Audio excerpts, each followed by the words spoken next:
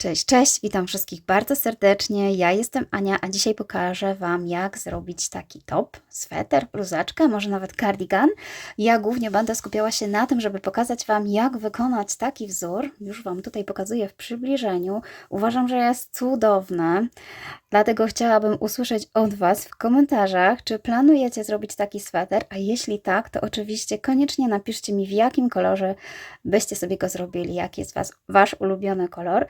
Oczywiście z tego wzoru można zrobić cardigan, można zrobić chustę nawet, także ja tutaj prezentuję bardziej taki top, ponieważ nie mam tutaj jakichś ciężkich ściągaczy, ale pamiętajcie, że każdy taki wzór można używać dowolnie do wszystkiego rodzaju swetrów, topów, garderoby, nie wiem, co Wy tam sobie wymyślicie. Wzór jest bardzo prosty, jest tak naprawdę dwustronny, wykonuje się go tak samo zarówno na prawej, jak i na lewej stronie. Bardzo prosto można sobie obliczyć pod swój rozmiar, jaki potrzebujecie, żeby zrobić. Tak samo wyglądają rękawy, także wydaje mi się, że dla osób, które już siedzą tutaj ze mną długo na kanale, to będzie po prostu naprawdę bardzo prosty wzór, a dla początkujących jak najbardziej też nic trudnego. Jeśli chodzi o włóczkę, to używajcie dowolnych włóczek, takie, które macie, które lubicie. Ja użyłam tutaj włóczki od Himalaya Deluxe Bambo. To są 100-gramowe motki i weszły mi 4 motki, nawet niecałe 4, więc w zasadzie tutaj został mi 5. Wydajnie się pracuje, ponieważ jest to ażurowy wzór. Pamiętajcie, że ażurowe wzory trzeba zawsze dobrze sprawdzać próbkę po wypraniu, bo wiadomo, one się mogą rozciągać. Mam nadzieję, że znacie tutaj tą włóczkę, to w składzie jest tylko bawełna i bambus, więc jak najbardziej bardzo fajna, naturalna włóczka na wiosnę bądź też lato. No i co? No i oczywiście ja czekam na Wasze komentarze, jaką włóczką sobie planujecie zrobić, jaki kolorek. No i mam nadzieję, że podobają Wam się moje pomysły, także serdecznie zapraszam. Aby zrobić sobie taki sweter, musimy zacząć od zrobienia paneli. Zaczynamy od panelu tylnego, później robimy panel przedni i na samym końcu robimy sobie rękawy. Jeśli chodzi o panel przedni, to nabieramy taką liczbę oczek łańcuszka, która będzie stanowiła szerokość pierwszego panela tylnego, natomiast wysokość będziemy budować sobie na bieżąco.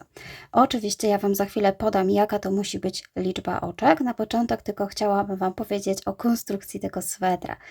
Oczywiście robimy sobie na taką wysokość, jaką potrzebujecie, na taką szerokość, jaką potrzebujecie. Trzyma nas tylko jeden segment. To są 4 oczka, więc będziemy rozszerzać wzór o 4 oczka. Następnie, jeśli wykonacie sobie panel tylny, to możemy zrobić taki sam panel przedni, ale panel przedni będzie się trochę różnił, ponieważ zrobimy sobie wcięcie na dekolt. Będzie to bardzo proste wcięcie, takie jak prostokąt, a później obrębimy sobie ten dekolt ładnie ściągaczem. Natomiast ja już mam tutaj przygotowany panel przedni, przepraszam, tylny. Tutaj zrobiłam sobie panel przedni i jeszcze nie ma tego wcięcia, natomiast chciałam Wam pokazać różnicę między panelami, ponieważ jeden został wyprany, a drugi nie. To jest panel, który został wyprany, on inaczej się układa. Te łańcuszki, które tutaj widzicie, one się po prostu mają prawo lekko rozciągnąć, natomiast panel przed wypraniu jest taki gęstszy, można powiedzieć, on jest taki, nie jest już tak rozłożony. Dlatego polecam zawsze zrobić sobie próbkę, żeby zobaczyć, jak będzie się układał wzór, a potem ją wyprać.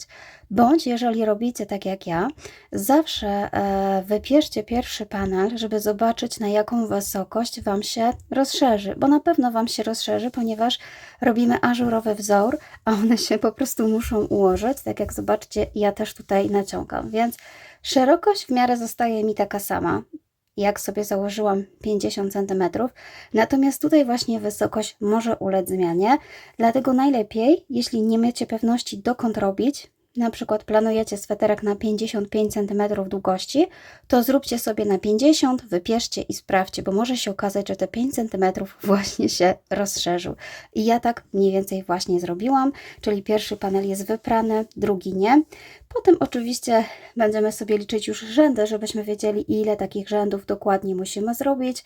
Jeśli chodzi o wysokość, to bardzo prosto można obliczyć, zakładając, że na przykład liczę, mam po lewej stronie sznurek, a wystarczy sobie liczyć tutaj te dziurki, żeby wiedzieć, ile wykonać dokładnie tych rzędów, żeby uzyskać taką samą wysokość. Oczywiście panel tylny robimy już na docelową wysokość, więc ja będę miała go już na 55 cm, mniej więcej po wypraniu. Natomiast panel przedni zatrzymamy się mniej więcej 5 cm przed ukończeniem go, gdzieś mniej więcej tyle, ponieważ będę robiła tutaj wcięcie. Ale to za chwilkę, na początek pokażę Wam wzór. Oczywiście jak zrobimy sobie te dwa panele, potem już zostaje sobie zrobić rękawy. Rękawy będziemy robić tak naprawdę po zszyciu tych dwóch paneli na ramionach. Jest tak prościej, ponieważ możemy wtedy założyć na siebie ten sweter i sprawdzić, dokąd sięga Wam na ramionach i jaką potrzebujecie zrobić długość na rękawy. Ja tutaj mam już też w przybliżeniu jeden rękaw zrobiony i również został wyprany, żebym dokładnie wiedziała, na jaką długość mi się rozszerzył i też będę jeszcze go ewentualnie dorabiała bądź pruła w trakcie jak zszyję sweter. On jest na razie mniej więcej przygotowany, jeszcze nie odcinałam włóczki. To są takie moje porady, jak czasami nie wiecie, na jaką długość robić, to czasami warto po prostu na razie zostawić sobie włóczkę, wyprać nawet tą część i sprawdzić, jak się rozszerzyła. Natomiast ja oczywiście pokażę Wam teraz, jak wykonać taki wzór. Podstawą do wykonania tego wzoru jest nabrania odpowiedniej liczby oczek. Musi to być wielokrotność liczby 4 plus jedno dodatkowe oczko zawsze, ale to nie jest oczko jako obrotowe, tylko dodatkowe, ponieważ taki segment właśnie składa się z 4 oczek i musimy mieć jeszcze jedno dodatkowe, żeby symetrycznie zamknąć, czyli wybieramy wielokrotność liczby 4, 4 plus 4 plus 4. Oczywiście nie musi to być parzysta wielokrotność, ponieważ nawet jeżeli będziemy rozdzielać na dekolt, to w środku może zostać nieparzysta liczba. Wiadomo, że na ramionach musi nam wyjść parzysta, a w środku może być nieparzysta, to nie ma znaczenia. Ważne, żebyście sobie dopasowali szerokość swetra, liczbę oczek. Tutaj akurat jest to oczywiście konieczne. Także ja będę pracowała na włóczce tej samej, natomiast jaśniejszej, żeby Wam to było lepiej widoczne i pokażę Wam tylko próbkę, bo nie ma sensu, żebym robiła z tylu oczek ile ja, ponieważ wzór będzie bardzo prosty. Będziemy powtarzać tę samą sekwencję, zarówno z prawej, jak i z lewej strony. Ja tylko tutaj wspomnę, że na swój sweter, jeśli chodzi o szerokość mojego panelu, to nabierałam 96 oczek plus 1, a na rękaw nabierałam 72 oczka plus 1, ale to są moje wyliczenia, Wy możecie zrobić swoje. No to pokażę Wam teraz próbkę. To, żeby było prościej, wybiorę sobie wielokrotność liczby 4, powiedzmy 4 razy 4, to będzie 16, plus jedno oczko, czyli 17, czyli robię pętelkę podstawową i nabieram 17 oczek łańcuszka, szydełkuję szydełkiem 3,5 mm. Raz, dwa, 3, 4, 5, 6, 7, 8, 9, 10, 11, 12, 13, 14, 15, 16, plus 1 to jest 17. To jest mój łańcuszek potrzebny, żeby wykonać ten wzór. Natomiast oczywiście robię jeszcze sobie oczko obrotowe. Ono nie jest wliczane do wzoru, tak, żeby zakręcić ściek. Zaczynamy od tego drugiego oczka.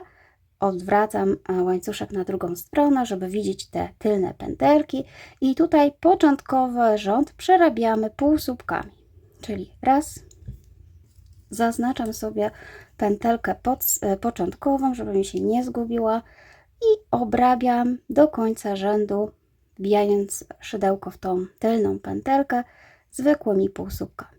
Ja półsłupki pobieram włóczkę od dołu, więc moje będą wyglądały jak V. Ten, kto podbiera od góry, czyli tutaj w taki sposób, mogą wyglądać jak X. Myślę, że tutaj akurat nie ma to znaczenia. Po prostu robimy luźno pierwszy rząd. I tak do końca półsłupki w każdą pętelkę.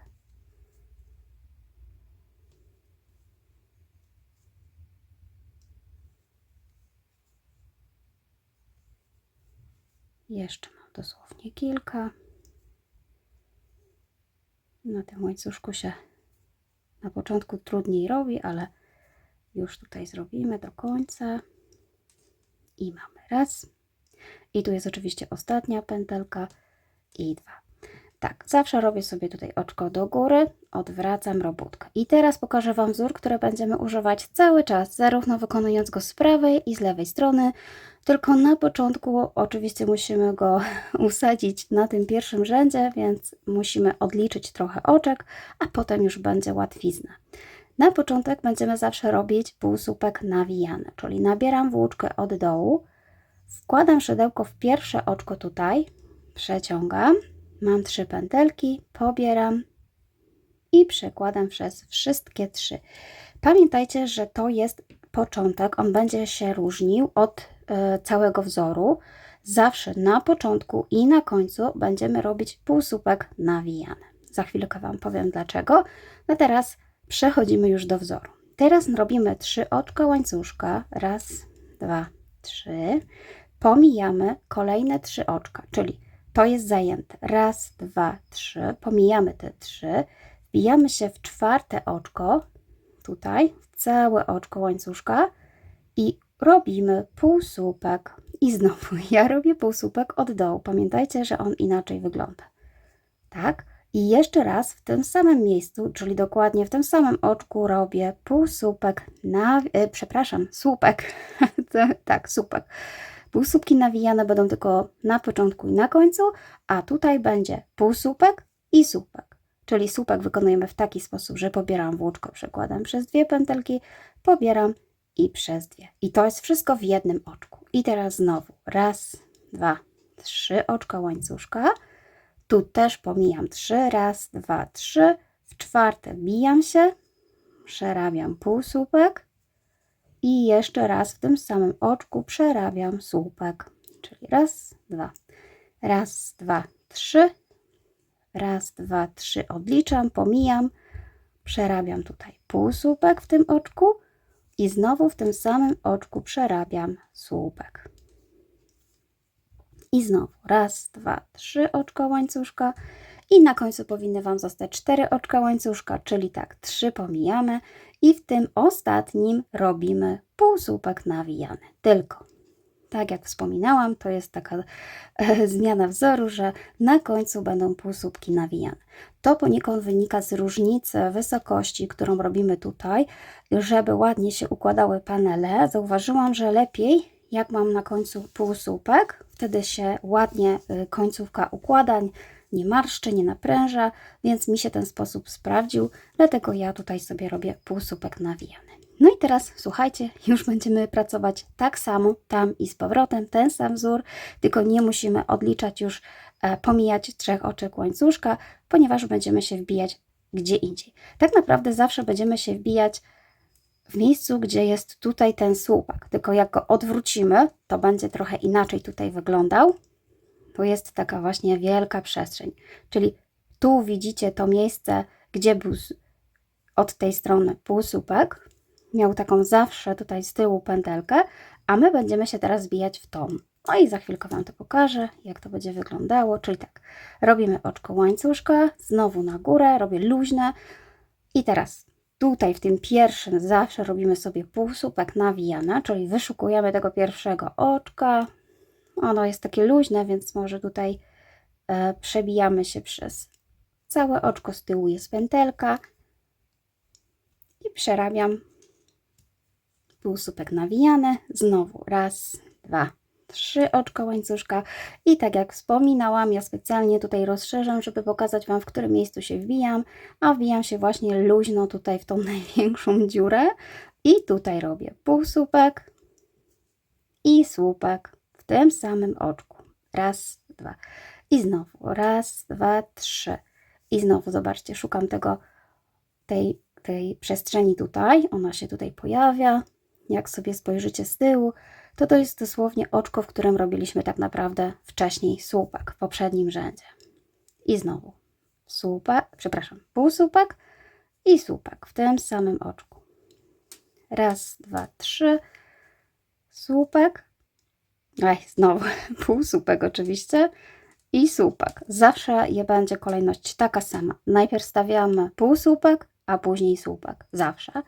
Przepraszam, że się mylę, ale rzadko używam słupków, może dlatego. Ok. I na końcu, tutaj też zrobiłam 3 oczka na łańcuszka. Na końcu, tak jak zawsze wspominałam, robię półsłupek nawijany, robię go sobie luźno. Wtedy te krawędzie będą ładnie wyglądały. I znowu oczko do góry, odwracam i powtarzam dokładnie to samo. Czyli zobaczcie, tutaj wbijam się w pierwszą pętelkę, robię półsłupek nawijany. Raz, 2, 3 oczka łańcuszka i znowu to samo miejsce tutaj. O, półsłupek i słupek, czyli tutaj się nic nie zmienia. Raz, 2, 3, półsłupek i słupek. I raz, 2, 3, muszę śpiewać. I tutaj słuchajcie znowu, półsłupek i słupek. I raz, 2, 3. I na końcu ja już nie zaznaczyłam sobie znacznikiem, bo wiem, które to są pętelki. Natomiast jeśli jesteście osobami początkującymi, to oczywiście warto sobie znaczyć te oczka końcowe i początkowe. I zobaczcie, że wzór jest bardzo prosty. No, cały czas w kółko powtarzamy to samo. Trzeba tylko pamiętać, żeby na końcach, czyli na brzegach, zrobić półsłupek nawijany. A tutaj cały czas tak samo, bez zmian. Raz, 2, 3. I tutaj też ta przestrzeń, ona tutaj się ładnie pokazuje, bo jest taka największa, czyli nie tutaj się wbijam, tylko tu zawsze półsłupek i słupek oczywiście. Raz, 2, 3 i znowu na końcu półsłupek nawijany. Proste? Mam nadzieję, że proste. Tak wygląda właśnie ten wzór. Przez to, że robimy te skośne tak naprawdę zaczepienia łańcuszka, bo raz jest na półsłupku, raz na słupku. Dlatego, żeby krawędź była stabilna, zaczynam sobie od półsłupków nawijanych. Tak będzie wyglądał ten wzór w kolorze jasnym, też bardzo ładnie. Ok, no i co? Zobaczcie, mamy zrobioną taką próbkę. Można ją wyprać. Albo możecie wyprać panel, który już będziecie robić. I dla mnie na przykład te 17 oczek łańcuszka to jest 10 cm. No i jak planowałabym sweter właśnie co 10 cm, to 17 oczek. Równie dobrze można zrobić sobie na pół, czyli 4 plus 4, 8 plus 1, 9. To jest mniej więcej właśnie 5,5 cm. Jeśli się nie chcecie bawić w matematykę i obliczać sobie metodą krzyżową, czyli że 17 oczek daje nam 10 cm, to ile oczek da nam 50 cm? To zawsze możecie właśnie sobie w taki sposób przyłożyć centymetr, zwłaszcza po wypraniu tej próbki i samemu na logikę zobaczyć, ile tych oczek musicie nabrać, żeby uzyskać danym ilość centymetrów. Pamiętajcie też, że liczba, która będzie, musi być cały czas wielokrotnością liczby 4 plus 1. Inaczej wzór nie wyjdzie. I zaczynamy od zrobienia panela tylnego, tak jak Wam pokazywałam. Ja już mam przygotowany ten panel, zrobiona, więc za chwilkę będziemy działać dalej. I zaczęłam tak samo robić już panel przedni i w panelu przednim będziemy robić wcięcie. To wcięcie będziemy robić bardzo prosto, ponieważ będziemy tak naprawdę budować tylko wyższą część na rękaw z jednej strony, na ramię, przepraszam, z jednej strony i na ramię z drugiej strony. Ja akurat skończyłam już tutaj włóczkę, cały motek zrobiłam, więc będę doczepiała teraz włóczkę i robiła ramię. Wy natomiast jeśli robicie panel przedni i jeszcze macie włóczkę, to wiadomo, nie ucinamy włóczki, będziemy sobie zaraz robić dekolt. Dobrze, więc pokażę Wam teraz, jak zrobić ten dekolt. Oczywiście ja już sobie podzieliłam te dwa panele w taki sposób, że wyznaczyłam sobie część na rękaw tutaj i część na rękaw drugi tutaj. Dokładnie zrobiłam w taki sposób, że zostawiłam sobie 7 takich tutaj przestrzeni dziur, czyli mam tak raz, 2, 3, 4, 5, 6 i w 7 sobie wpiłam znacznik, to samo z drugiej strony. Oczywiście nie sugerujcie się, że macie zostawić 7. Chodziło o to, żeby sobie wyznaczyć tutaj przestrzeń na dekolt. Ja mam akurat tutaj 25 cm, on będzie jeszcze obniżony, więc tyle mi wystarczy. Natomiast oczywiście to obniżenie robię tylko w panelu przednim. Tutaj zaznaczyłam sobie też w panelu tylnym, żebym później przy zszywaniu wiedziała, dokąd tutaj dochodzi, ale nie jest to konieczne. Natomiast teraz właśnie robimy w taki sposób, że w zależności od tego, czy macie jeszcze włóczkę, czy nie, ja już nie mam, skończyłam tutaj, więc teraz zacznę od tej strony. Po prostu doczepię włóczkę, czyli zrobię sobie pętelkę podstawową. Zahaczyłam sobie tutaj pierwsze oczko, przeciągnę tutaj tą pętelkę przez to oczko, zrobię sobie oczko ścisłe i jeszcze raz w tym samym miejscu robię półsłupek, czyli tak jak zaczynaliśmy. Następnie robię tylko ten wzór na tą część, czyli tutaj, czyli mam tak, raz, dwa,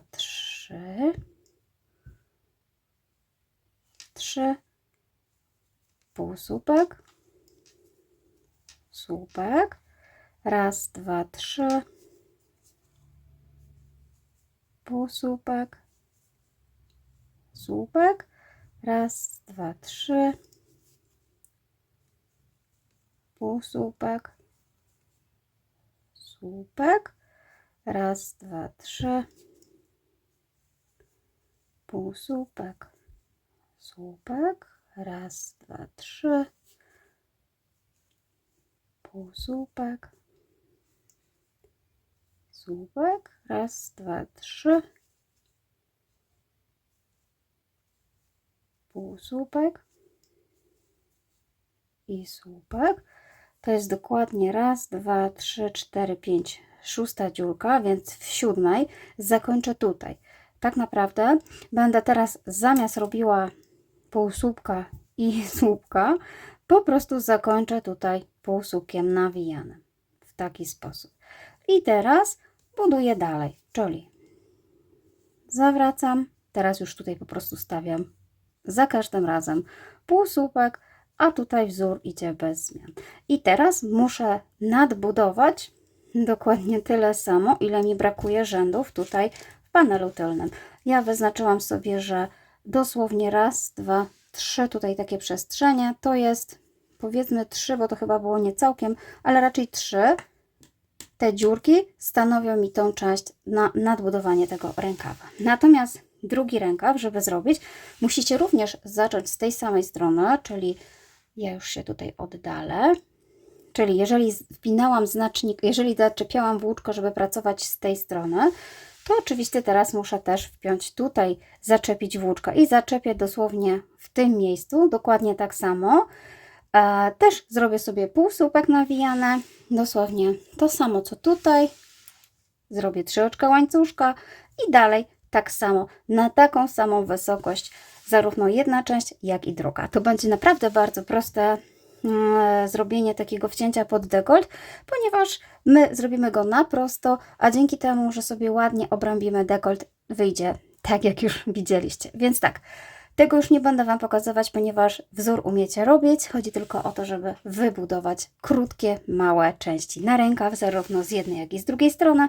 Trzeba tylko pilnować sobie rzędów, żeby iść po kolei, tak jak robiliście, raz prawy, raz lewy, więc żeby się tutaj nie pomylić, raz zaczepiałam z tej strony, kończę tam i z powrotem i tutaj z tej strony kończę tam i z powrotem. No i ilość takich oczywiście rzędów tutaj musi się zgadzać.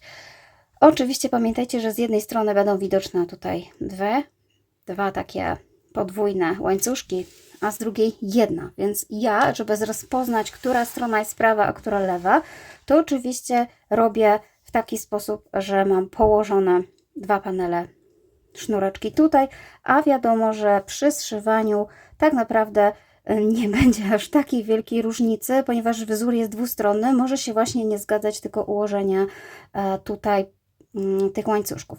Ale jak popatrzycie, przodem ułożone półsłupki tutaj pokazują się jako takie literki V, a z tyłu pokazują się troszeczkę inaczej, więc przód dla mnie jest wtedy, kiedy po lewej stronie mam tutaj sznurek i to jest dla mnie prawa strona. Dobra, to ja dokończę ramiona. Dobrze, słuchajcie, ja już skończyłam.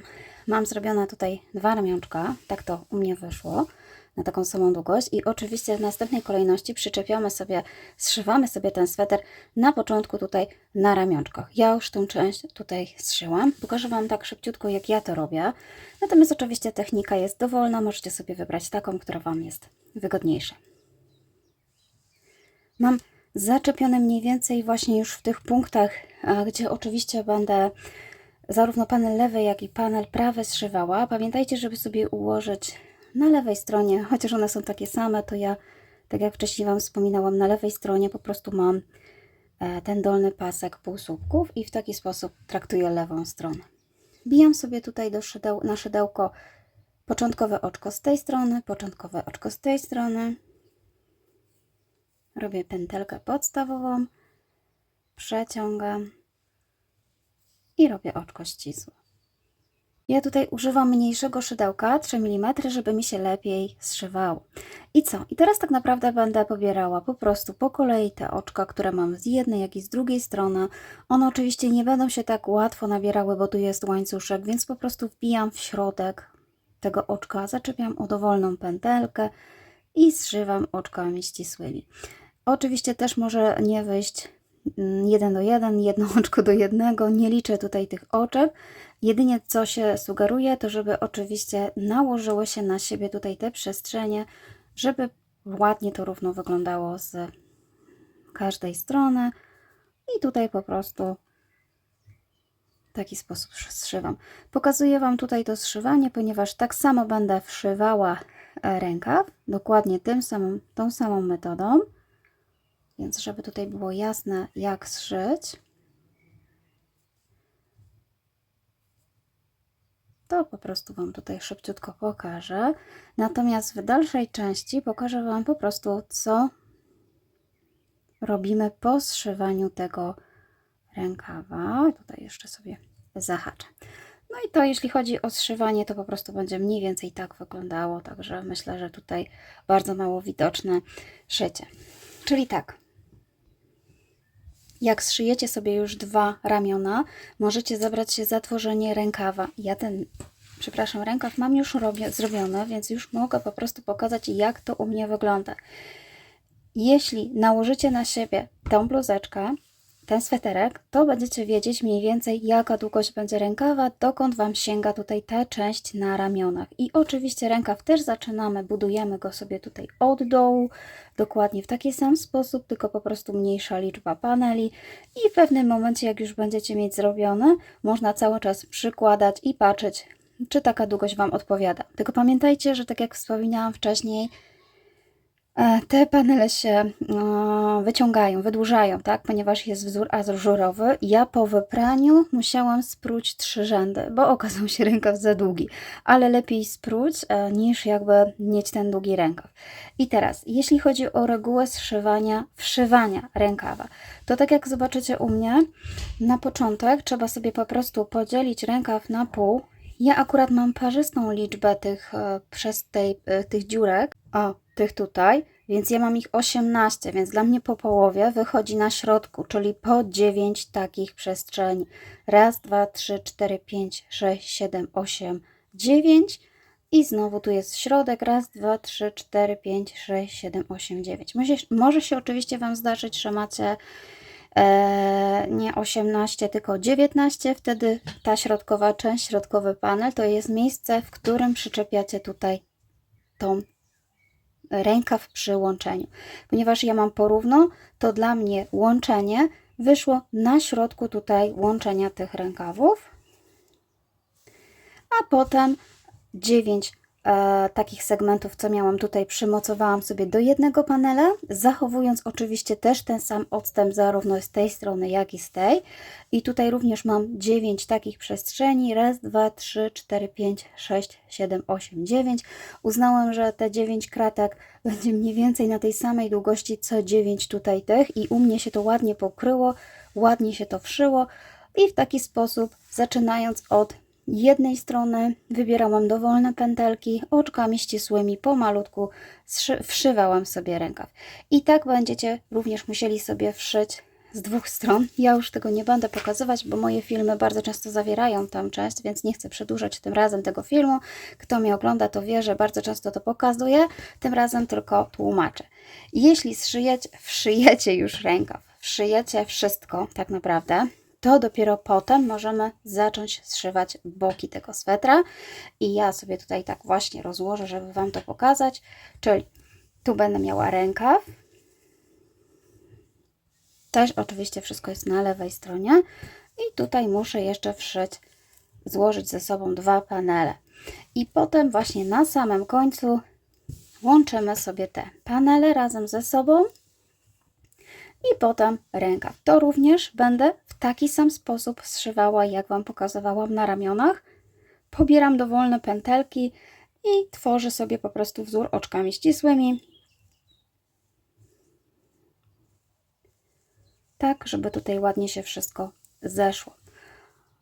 I dopiero potem, jak zszyję cały sweter, pokażę Wam, jak wykończyć, obrębić sobie tą część na dekolt. Ok, ja już zszyłam mój sweter, wszystko jest zszyte i oczywiście moje nitki pochowane. Teraz tak, postanowiłam, że nie będę robiła ciężkiego ściągacza nawet na górze. Jest to na tyle taki fajny przewiew na bluzeczkę, że nie chcę, żeby był ciężki ściągacz. Jeżeli Wy chcecie sobie zrobić inny ściągacz, możecie zasugerować się innymi moimi filmami. Tam jest bardzo dużo różnych pomysłów na to, jak zrobić ściągacze, więc ja tutaj tylko delikatnie obrębię sobie dookoła półsłupkami nawijanymi, które często, może nawet nie półsłupkami, tylko oczkami ścisłymi nawijanymi. Jeśli chodzi o tą krawędź, to tutaj zaczynaliśmy właśnie półsłupkami, więc ona w miarę ładnie wygląda, ale jeśli chcielibyście ją na przykład zawęzić, też można sobie obrębić półsłupkami nawijanymi. To nie jest tutaj konieczne, bo tą krawędź mamy, więc ja tutaj mogę tego nawet nie ruszać. Natomiast tą część właśnie fajnie by było sobie ładnie obrębić. I biorę sobie teraz włóczkę, zaczynam w dowolnym miejscu. Najlepiej to zacząć gdzieś na tylnym panelu, gdzie jeszcze nie mam tego spadu, czyli powiedzmy sobie, że zacznę dosłownie tak jak leży mi sweterek tutaj, bluzeczka może, to zaczynam tutaj gdzieś mniej więcej w rogu, doczepię włóczkę, wybieram dowolną pętelkę, już się przybliżam, dowolną pętelkę tutaj sobie wybieram, robię pętelkę podstawową i przeciągnę tutaj tą pętelkę i zrobię oczko ścisłe. I teraz zobaczcie, na czym będzie polegało obrębienie. Robię sobie narzut i tu, gdzie mam ten sznureczek, te oczka łańcuszka, pod całe oczko łańcuszka wbijam się i robię półsłupę, oczko ścisłe z narzutem. Czyli zobaczcie, jeszcze raz narzut, jeszcze raz w to samo miejsce, dosłownie luźno w to miejsce, pobieram i teraz tą pętelkę jedną muszę przełożyć przez te dwie. I znowu robię to dosłownie w miejscach, w których wydaje mi się, że powinnam to zrobić, tak żeby to ładnie wyglądało, żeby ta krawędź była równa. Tutaj, tak jak wcześniej wspominałam, pobieram pod całym, nawet 2 razy, jeśli trzeba. Tutaj też. W dowolnych miejscach. Nie musicie się sugerować jakby liczbą tutaj tych oczek łańcuszka, ani żadnych oczek. Po prostu na czuja robimy sobie dookoła taki ładny łańcuszek. Dzięki temu będzie ładnie wyglądało ten dekolt. No i jak macie tutaj taki szeroki, to można się 2 razy właśnie wbić i sobie 2 razy zrobić dookoła. W taki sposób. Tutaj właśnie są teraz te szersze części, więc jeżeli chcecie zawęzić dekolt, to po prostu wystarczy mniej razy owijać w miejscach, gdzie jest ta przestrzeń, tak jak tutaj. Można tu były 3 oczka łańcuszka, więc wcale nie trzeba 3 razy owinąć. Można po prostu zrobić jak ja tutaj 2 razy. On wtedy się tak ładnie troszeczkę ten dekolt zawęzi. A będziemy mieć tutaj taki ładny łańcuszek z przodu, więc myślę, że to będzie fajnie wyglądało. Także tutaj będzie taki najprostsze obrębienie dekoltu. Oczywiście możecie sobie zrobić w dowolny sposób, jaki Wam tylko pasuje. I tak robię dookoła. Ok, i zrobiłam całe okrążenie. Zobaczcie, że już fajnie to wygląda, bo mamy ładny łańcuszek dookoła. I teraz zrobię jeszcze jedno okrążenie. Nie będę tutaj łączyła. Tu mam początkowy łańcuszek, początkowe oczko. Po prostu przejdę dalej i teraz będę pobierała tylko tylną pętelkę z tego łańcuszka. Tu mamy cały łańcuszek i ja pobiorę tylko tylną pętelkę i jeszcze raz przerobię ten sam wzór dookoła, żeby ustabilizować sobie ten dekolt. Czyli tym razem też robię oczka ścisłe z narzutem, ale tylko tylną pętelkę pobieram. Oczywiście tutaj można zrobić sobie kilka takich okrążeń, w zależności od tego, jak macie szeroki dekolt. Można zrobić zupełnie inaczej też ten dekolt. Ja tutaj pokazuję moją wersję. Dzięki temu będzie tutaj takie troszeczkę grubszy ten dekolt, ładnie będzie się odznaczał. I zobaczcie, że sobie tutaj tak samo, teraz w każde oczko, które wcześniej zrobiłam, wbijam się i przerabiam. W taki sposób. I znowu zrobię dookoła. Ok, no i zrobiłam całe okrążenie. Ja już nie robię dalej. Oczywiście można sobie jeszcze robić dookoła. Tym razem wbijam się w oczko, które gdzieś mniej więcej tutaj było początkowe. I po prostu oczkiem zamykającym zamykam to okrążenie. Tak naprawdę mój dekolt znacznie się już tutaj ładnie zmniejszył, wyodrębnił się w taki ładny półksiężyc, półowal, więc to mi oczywiście pasuje. Natomiast tak jak wcześniej Wam wspominałam, jeśli Wasza rękawa po wypraniu, bądź tak jak mi tutaj po zszyciu na przykład nie odpowiada taka szerokość, że nie chcecie mieć takich szerokich rękawów, zawsze możecie również w miejscu, gdzie zszywaliście, doczepić sobie włóczkę i również obrębić sobie w taki sposób jak dekolt i wtedy on się też tak, te rękawki się trochę zawężą, ale myślę, że to już zależy od indywidualnych tutaj gustów, więc ja już tutaj nie będę pokazywać jak to robić, ponieważ to jest dosłownie to samo. Mam nadzieję, że Wam się podoba ten sweter. Dajcie znać, bluzeczka czy tam top, dajcie znać w komentarzach, czy sobie zrobicie, jakiego koloru włóczki użyjecie, w jakim kolorze byście najchętniej widzieli ten sweterek. No i oczywiście ja Wam bardzo serdecznie dziękuję. Do zobaczenia. Pa, pa.